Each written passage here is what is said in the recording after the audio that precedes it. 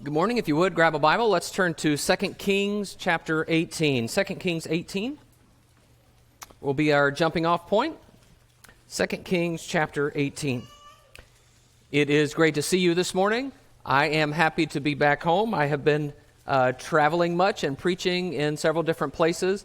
I'll just mention this to you, that this last week I was with the Kleinwood Church in the Klein Spring area for a little weekend thing that they did with lots and lots of preaching. And then this last week I was with the Southside Church in Pasadena. And I just want you to know, I know I've been gone doing a lot of preaching throughout this semester. I want you guys to know that because we have a relationship, this church and me, the work that I do is your work. And when you support me in the work, the preaching the gospel, wherever I go with your blessing, and the things that I do along with you. And so I want you to know how grateful I am for that, and for your patience and understanding, and for those who fill in when I'm not able to be here. I hope that together we do a good work in spreading the gospel in all these different places where I'm able to go. But I'm happy to be home. Appreciate those who are visiting with us. We always want you to know we're glad that you're here, and we want to help you to know the Lord. If there is something that you need or something that's drawn you here this morning, we want to talk to you about it. We want to explore that. Please don't leave without letting us know how we can serve you today. 2 Kings 18, I want to read beginning in verse 19. It says, "And the Rabshakeh said to them, Say to Hezekiah, Thus says the great king, the king of Assyria, On what do you rest this trust of yours? Do you think that mere words are strategy and power for war? In whom do you now trust that you have rebelled against me? Behold, you are trusting now in Egypt, that broken reed of a staff, which will pierce the hand of any man who leans on it. Such is Pharaoh, king of Egypt, to all who trust in him. But if you say to me, We trust in the Lord our God, is it not he whose high places and altars Hezekiah has removed, saying to Judah and to Jerusalem, You shall worship before this altar in Jerusalem? The scene here is that the city of Jerusalem is surrounded by the Assyrian army, and the Rabshakeh, one of the Assyrian officials, comes and gives this propaganda speech to dishearten Israel. He asks a great question. In verse 19, he says, On what do you rest this trust of yours? What a question. He says, Why haven't you given up yet? Why do you have hope? Why are you holding out?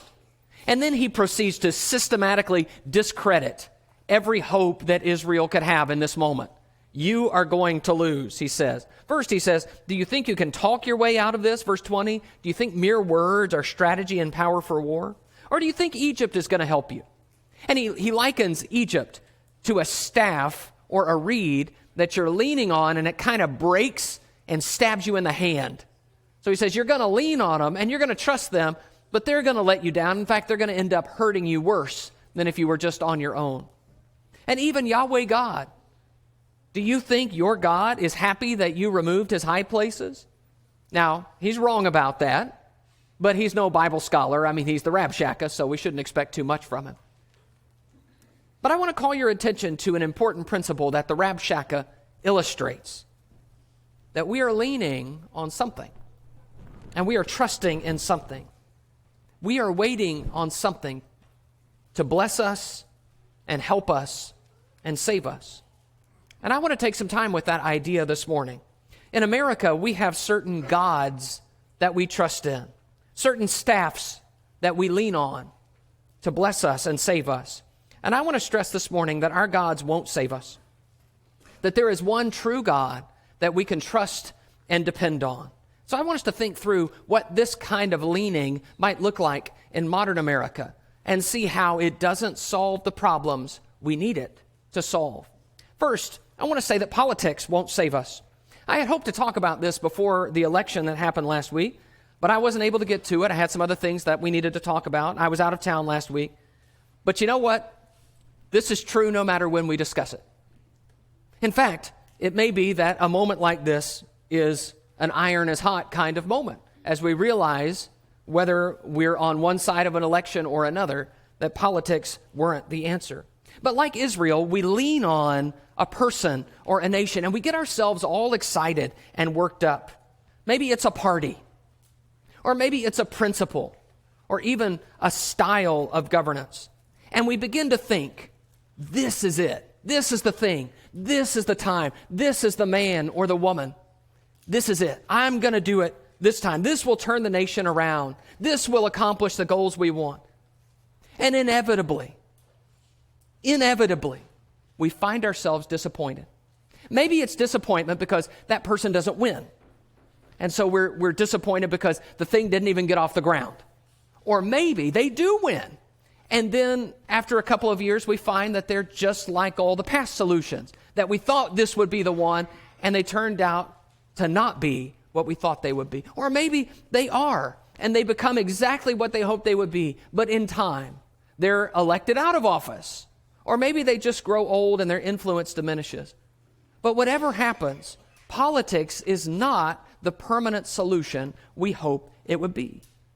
I want to call your attention to a couple of passages. This is Psalm 118, verses 8 to 9. It says, "It is better to take refuge in the Lord than to trust in man. It is better to take refuge in the Lord than to trust in princes." And then the passage that Brother Mike read for us in Psalm 146, "Put not your trust in princes, in whom there is no salvation. When his breath departs, he returns to the earth. On that very day, his plans perish. Blessed is he whose help is the God of Jacob, whose hope is the Lord his God." Put not your trust in princes.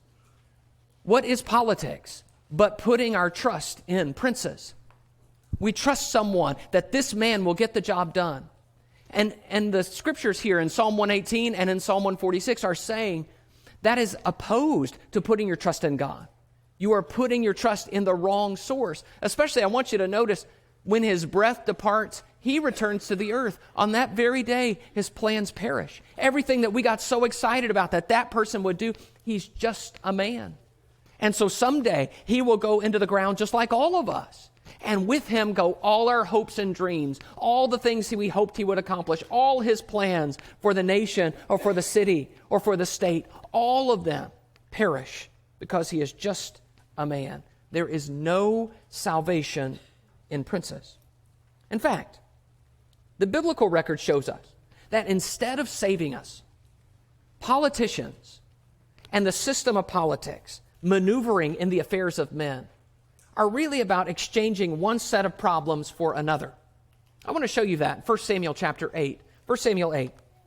I want you to think of this scene as a political movement in 1 Samuel chapter 8.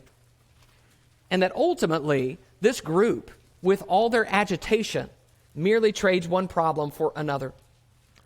1 Samuel chapter 8. We want to begin reading in verse 4. 1 Samuel 8 and verse 4. "Then all the elders of Israel gathered together and came to Samuel at Ramah and said to him, 'Behold, you are old, and your sons do not walk in your ways. Now appoint for us a king to judge us like all the nations.' But the thing displeased Samuel when they said, 'Give us a king to judge us.' And Samuel prayed to the Lord." So here are the people. This is a groundswell that says, we're tired of these bad rulers. We want a king. We want a king to judge us. Also down in verse 20, they talk about a king to go before us and to fight our battles. We want a king, someone who's going to be in the forefront, someone we can look to, someone who looks regal. We're tired of the Samuels. We're tired of the judges. Give us a king. Verse 7. "And the Lord said to Samuel, Obey the voice of the people and all that they say to you, for they have not rejected you, but they have rejected me from being king over them, according to all the deeds that they have done, from the day I brought them out of Egypt, even to this day, forsaking me and serving other gods, so they are also doing to you." Did you notice that God says this impulse is a sign of their rebellious hearts? That just like they rebel against me being their God and they go after other gods, now they're rebelling against you as judge and they're going after other men. It's a restlessness. It's a discontent that now is manifesting in this interest in politics. So God tells Samuel to warn the people about what this is going to look like when you get a king. Look at verse 11. He said, "These will be the ways of the king who will reign over you. He will take your sons and appoint them to his chariots and to be his horsemen and to run before his chariots. And he will appoint for himself commanders of thousands and commanders of 50s, and some to plow his ground and to reap his harvest, and to make his implements of war and the equipment of his chariots. He will take your daughters to be perfumers and cooks and bakers. He will take the best of your fields and vineyards and olive orchards and give them to his servants. He will take the tenth of your grain and your vineyards and give it to his officers and to his servants. He will take your male servants and female servants and the best of your young men and your donkeys and put them to his work. He will take the tenth of your flocks, and you shall be his slaves. And in that day you will cry out because of your king whom you have chosen for yourselves, but the Lord will not answer you in that day. So he says, someday this is all going to happen again. You're going to get your king. And if you would do Bible marking or highlighting in this text, the word that you would notice coming up again and again and again is the word take. He will take and take and take and take all your best stuff, all your best kids, all your best skilled workers. He's going to take. And someday you will cry out because of your king. We're going to be here again. It's just a matter of time. You know, here where you're saying, give us a king. We want a different king. Cry out again and again. What better expression of the political system than that? Where we cry out for, give us somebody new, and then we get them, give us somebody else new. Newer. We exchange one set of problems for another. What better expression of what politics looks like today than exchanging one set of problems for another? How would we think this could ever save us? In the meantime, he says, he will beat you down and wear you out. So you'll solve one problem. You'll have somebody to go before you and fight your battles and to make judgments. But you'll create a new problem, the king himself. You can also see in this text how the people are drawn into it. The people want this. They are hungry for it. There is an energy that comes with putting your faith and your trust in men. Go with me to 2 Samuel chapter 15. The people really believe this will solve their problems. And in that way, it sounds so much like modern America. 2 Samuel 15. I want you to see if this sounds familiar to you, the scene we're about to discuss in 2 Samuel 15 and verse 1. It says, after this, Absalom got himself a chariot and horses and 50 men to run before him. And Absalom used to rise early and stand beside the way of the gate. And when any man had a dispute to come before the king for judgment, Absalom would call to him and say, from what city are you? And when he said, your servant is of such and such a tribe in Israel, Absalom would say to him, see, your claims are good and right, but there is no man designated by the king to hear you. Then Absalom would say, oh, that I were judge in the land. Then every man with a dispute or cause might come to me, and I would give him justice. And whenever a man came near to pay homage to him, he would put out his hand and take hold of him and kiss him. Thus Absalom did to all of Israel who came to the king for judgment. So Absalom stole the hearts of the men of Israel. Does that sound familiar? It sounds like a campaign, doesn't it? He's even got his chariot and his 50 men. But here Absalom sits. He knows what he's doing. He makes the people feel heard. Tell me, where are you from? What's your problem? Oh, man, you sound like you're right. If only I were the judge, I would give you the justice you need. Man, if only I were judge. Oh, that I were king in Israel. The only thing missing is me.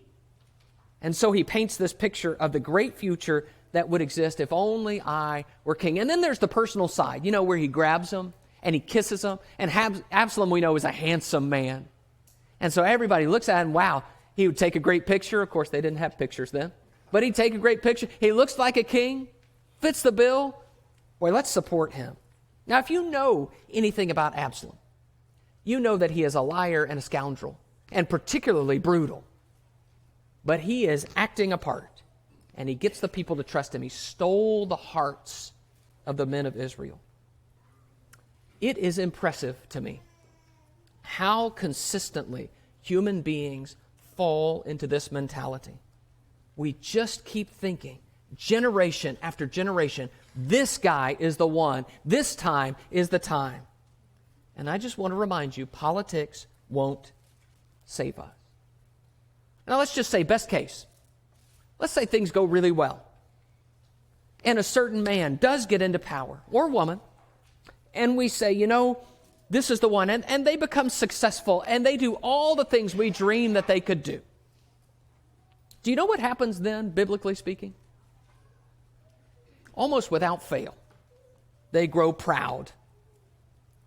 And no one can touch them, and they begin to do evil. Maybe they begin to demand worship like Darius in the book of Daniel, or like the beast in Revelation. And maybe they demand allegiance like Nebuchadnezzar. Bow to my statue or else. I mean, after all, who's going to say anything to Nebuchadnezzar?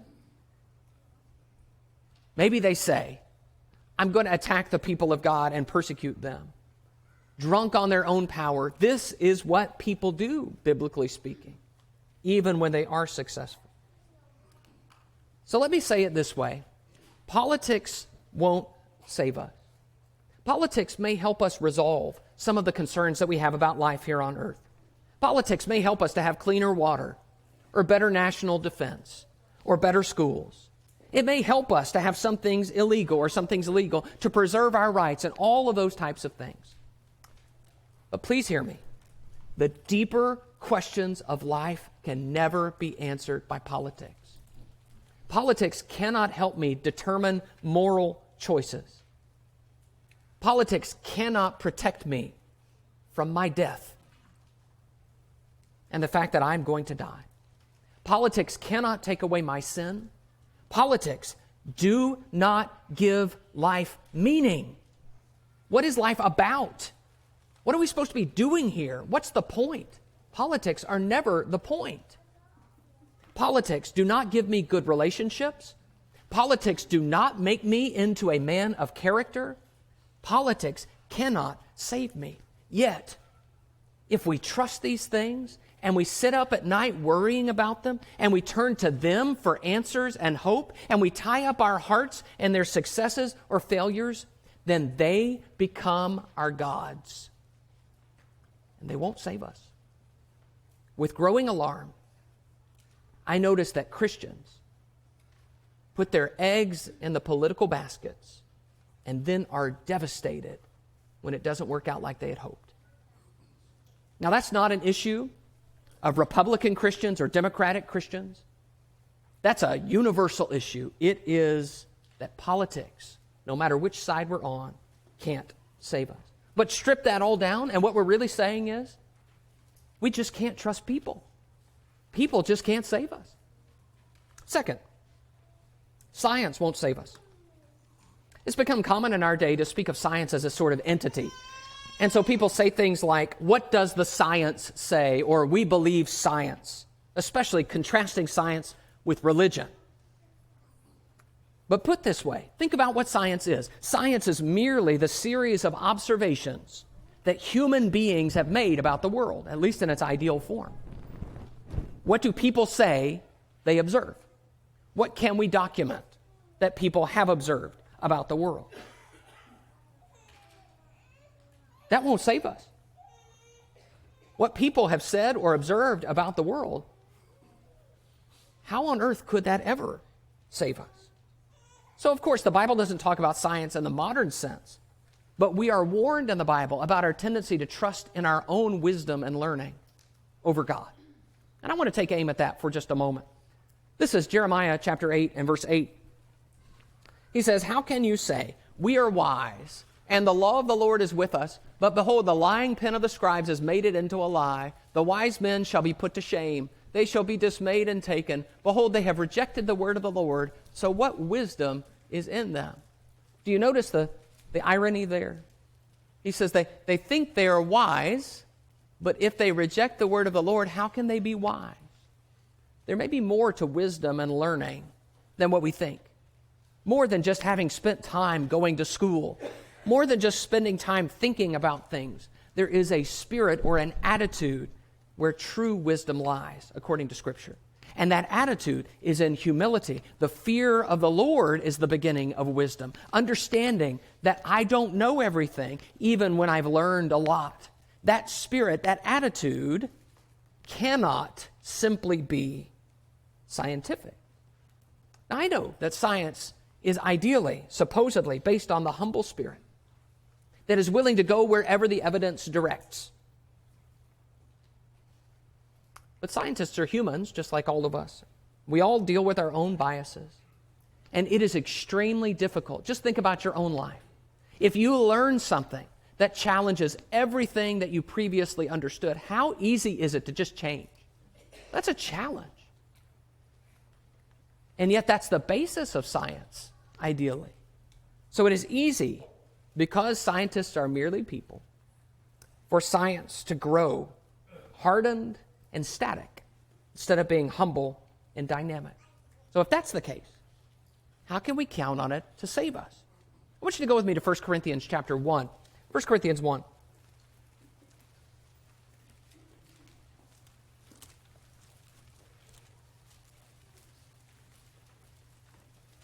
The challenge here is that from the very beginning of the gospel, it's been common for those who are wise in the worldly sense to trust their wisdom rather than God. I want you to listen to what Paul says about it in 1 Corinthians 1.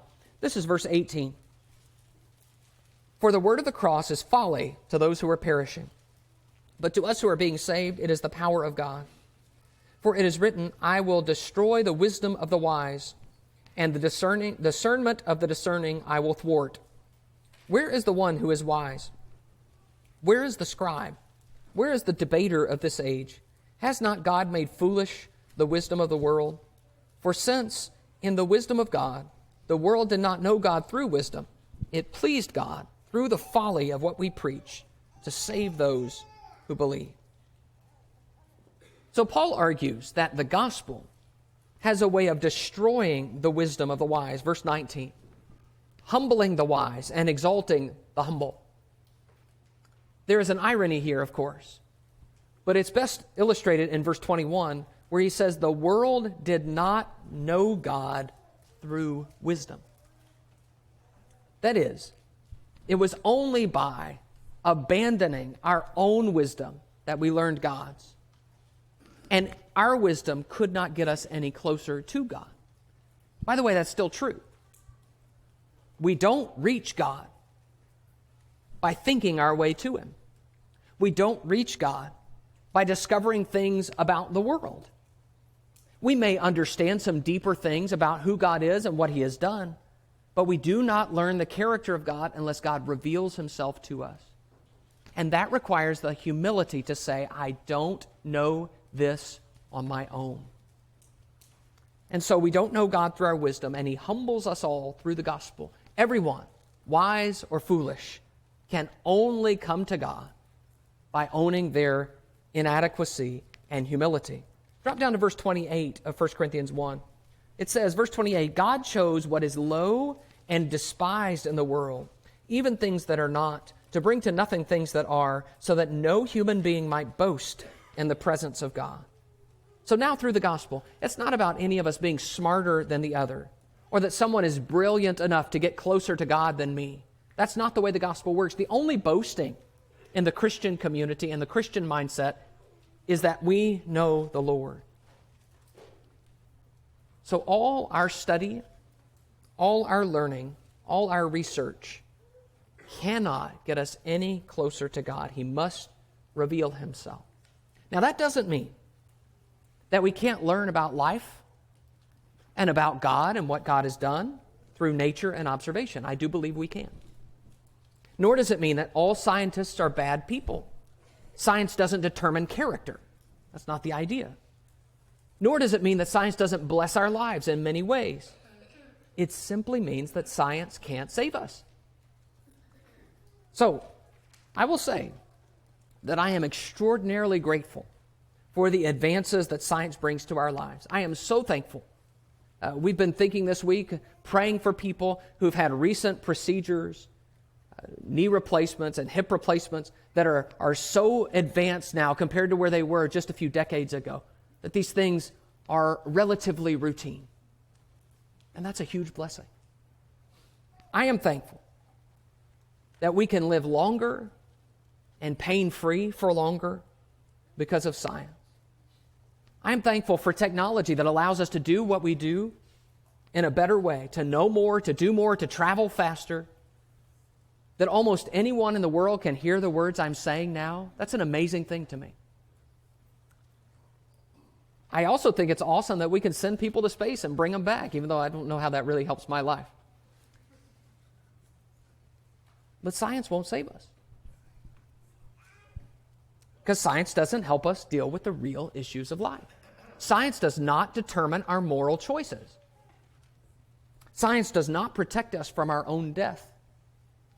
And can I just say that won't happen, as much as we might be interested in breaking frontiers about death. Science does not take away my sin, nor does science help me feel any better about the awful things that I've done. Science doesn't give my life meaning. It never answers the question, what is all this stuff here for? Yes, it's here. Yes, we can learn things about it. Yes, it's fascinating. But why is it here? What is the point? Science can't answer that question. It's beyond its scope. Science does not give me good relationships. Science does not make me into a man of character. Not only that, I might just add that science is constantly changing and often reverses itself. Sometimes long-standing assumptions of science are proven wrong, and so everything about the field must change at the drop of a hat. I'm not anti-science any more than I am anti-politics, but I am concerned that Christians sometimes allow their interests and affinities in such things lead them to trust something other than God, and science just won't save us. Third, money won't save us. Matthew chapter 6 is where I want to go. Matthew chapter 6. I want to think with you for just a moment about another idol that exists commonly in our culture. Matthew chapter 6. We're going to read beginning in verse 19. Matthew 6 and verse 19 says, "Do not lay up for yourselves treasures on earth, where moth and rust destroy and where thieves break in and steal. But lay up for yourselves treasures in heaven, where neither moth nor rust destroys and where thieves do not break in and steal. For where your treasure is, there your heart will be also. The eye is the lamp of the body, so if your eye is healthy, your whole body will be full of light. But if your eye is bad, your whole body will be full of darkness. If then the light that is in you is darkness, how great is the darkness?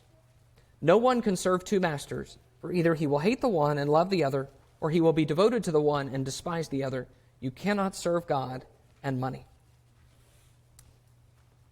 Jesus talks about laying up treasures for ourselves on earth.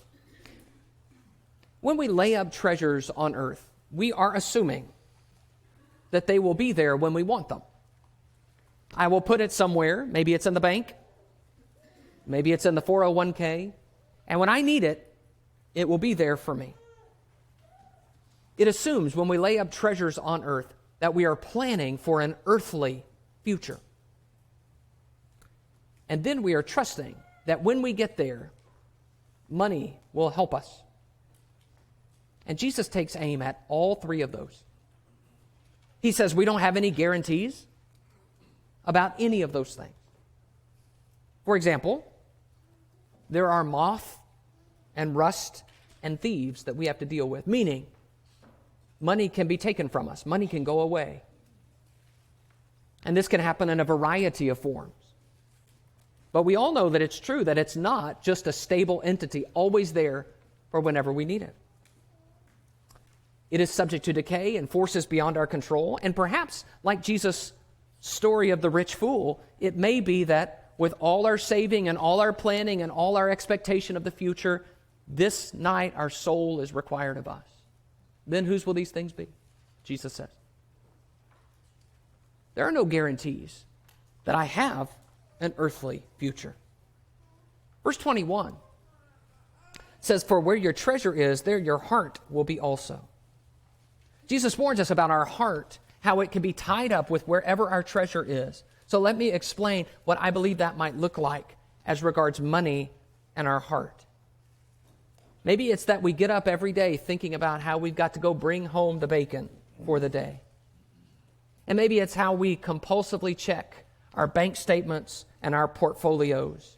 And we get more and more excited as things start to go up and up and up as time goes by. Maybe it's a good economy. Remember that, what that's like? And when a good economy happens, then things go up and up and up. And maybe we say, wow, this is great. And we start to get more and more excited. And we put more and more trust and hope and optimism in that balance. We put our whole hearts into that money. We build our lives and our identities around it. And what happens when it's not there? Where your treasure is, there your heart will be. In verse 24, Jesus personifies money as the word mammon, which is a kind of money god. And he says no one can serve two masters. You're either going to serve God or money. But money can be a god, something that we serve and pay homage to and focus on and worship. Which will save us? Money can't save us. There's also this. This is Ecclesiastes 4 and verse 8. It says, "Again I saw vanity under the sun, one person who has no other, either son or brother, yet there is no end to all his toil, and his eyes are never satisfied with riches, so that he never asks, for whom am I toiling and depriving myself of pleasure?" Money can become an end in itself. You see that in the text, where we're just doing it to get it. We're just working and working and working, and we never ask ourselves, why? For whom am I toiling? What am I working for? What's the point? We're just working because we got to make money. Why am I working like this? Why am I wearing myself out in this? Who am I doing this for? And maybe even if there is someone that you say, I'm doing this for them, would that person rather have the money I'm making or me? Money becomes the end. Money becomes the God. And money won't save us. You see the futility. When it's pointed out like that, you say, wow, I wonder, who am I working for? Why do I keep doing this? Just remember, all that money, when it's all collected, all the balances ring up as high as you can make them, it won't save you.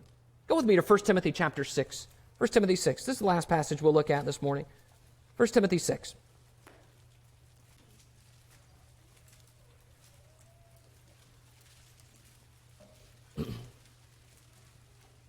I want you to see how Paul writes to Timothy, and he uses this trust language that we've been emphasizing this morning. And he talks about money as something that we need to be careful not to trust. 1 Timothy 6 and verse 17. It says, "As for the rich in this present age, charge them not to be haughty, nor to set their hopes on the uncertainty of riches, but on God, who richly provides us with everything to enjoy. They are to do good, to be rich in good works, to be generous and ready to share, thus storing up treasure for themselves as a good foundation for the future, so that they may take hold of that which is truly life." I want you to notice the trust language. In verse 17, he says, not to set their hopes on the uncertainty of riches, but on God. Money won't save you, but God can. And if you need something, it says God richly provides us with everything to enjoy. The problem here is we start to love the gift rather than the giver. We start to trust what he's given us instead of him. And so he says, don't set your hopes on the stuff. Set your hopes on the one who gives you whatever you need. And that trust is then lived out as we do good and give and share. And he says specifically in verse 19 that we store up treasure for the future so that we can take hold of that which is truly life. We're laying up treasures in heaven. So yes, money is good because money enables us to do things that will bless other people. And we can do great good with money. Some of us are blessed with more than others. Of course, I think that's naturally true. But money won't save us. You know what I'm going to say, don't you? Money does not determine my moral choices. Money does not protect me from my death. Even the rich die. Money does not take away my sin. Money does not give my life meaning. What's this about? Why am I here? Money does not give me good relationships. In fact, very often it does the opposite, doesn't it? And money does not make me into a man of character. Sometimes it has the opposite effect. So when I trust it and when I lean on it, when I put my hopes in it, I will be disappointed. It will be the reed that breaks and stabs me in the hand. Money won't save us. Well, I know that's all pretty negative. So let me take a minute and say something about the true God who will save us. He is a God who can be trusted to save. He loves his people. And he wants our allegiance, but he will never abuse it and grow corrupt and turn and harm us or disappoint us. He will not constantly change based on the current state of information. He will not be affected by rust and moth and thieves. We can lean on him, and he won't stab us in the hand. But more than that, God actually equips us to deal with the real issues of life. He's the only one who does this. And this is the true test of a God.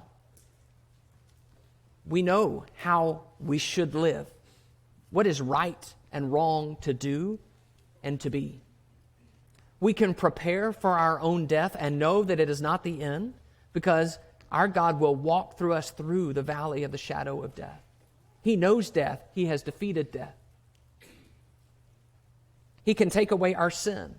In fact, the good news of the gospel is that not only can he do that, but he has reached out and attempted to do that. All that he is waiting on is us to respond to the sacrifice he has made of his own son. He is the one who gives life meaning. Now we know why we're here. Acts 17 says we are here so that we can seek the Lord. That's why you were made. And that's why you keep leaning on things, trying to find something to give your life meaning, because you were made to mean something. But it is only God who gives you the purpose you're seeking. He is the one who gives us good relationships, that as we follow and listen to him, it blesses those around us, because we learn how to love, and we learn how to forgive, and we learn how to be humble instead of selfish, all because of who he is and what he teaches us. He makes us into people of character, because he is working in us to make us into the people he has called us to be. This is the one we are searching for. He is the one that all our attempts at grasping at other things are really pointed toward. So these false gods won't save us. I want to encourage you to think very seriously about how these things play a role in your life. I want to encourage you to think very seriously about practically what you are doing to place your trust in the Lord your God. But I want to encourage all of us to trust him instead of ourselves, instead of other people, instead of money. Might be someone here this morning who needs to make a step and make a change in their lives, thinking about how God has reached out to you in the person of Jesus, and how you need to trust him with your life and your future. And so we have this opportunity at the end of our service to invite anyone who is ready to make that change and come to the Lord, have their sins forgiven, be baptized into Christ, have those sins washed away. We'd love nothing more than to help you do that. Please come to the front as we stand and